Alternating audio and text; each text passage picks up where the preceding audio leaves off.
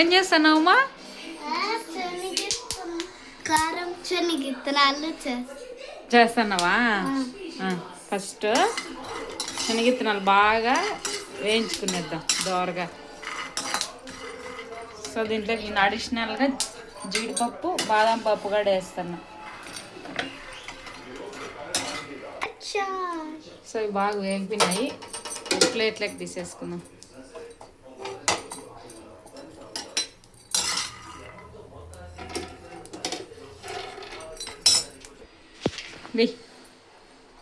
మా సహస్ర జీడిపప్పు వేస్తుంది.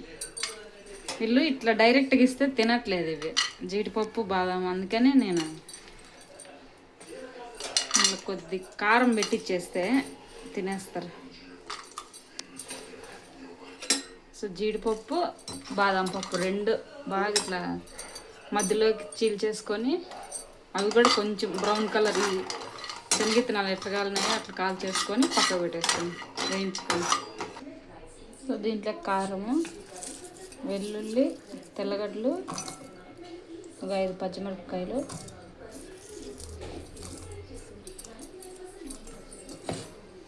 కొత్తిమీర, ఉప్పు వేయమా శాస్త్ర కొంచెమే చాలు.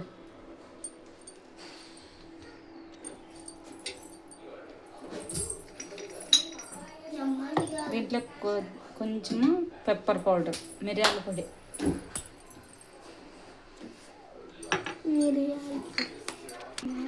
కొంచెం పసుపు, కొంచెమే.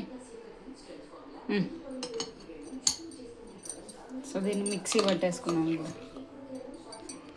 దీంట్లోకి వాటర్ ఏం వేసుకోకుండా పేస్ట్ చేసుకోవాలి.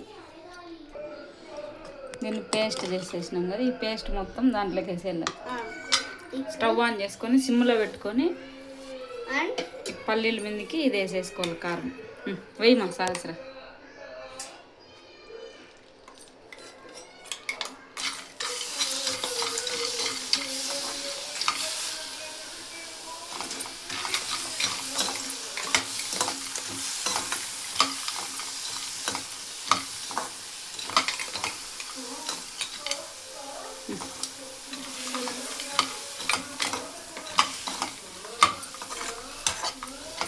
గింజలకన్నీ బాగా పట్టాలి కారం, అది బాగా కలిపేసుకోవాలి.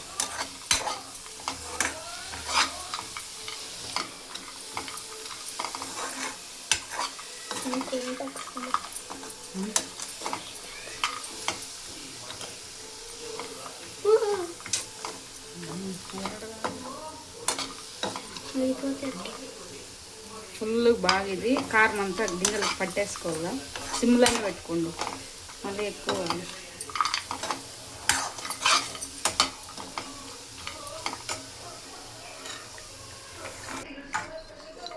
సో అంత బాగా మసాలా అంతా దీనికి బాగా పట్టేసింది. స్టవ్ ఆఫ్ చేసేసుకొని తినడమే.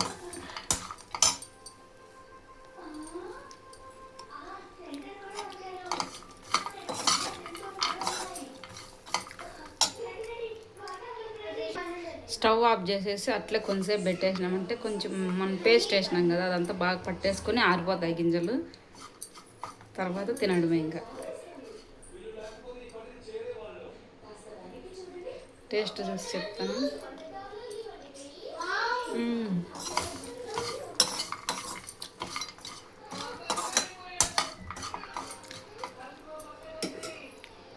బాగున్నాయి. పిల్లలకి ఎప్పుడన్నా స్నాక్స్ మాదిరి చేసి పెట్టచ్చు. Thanks for watching.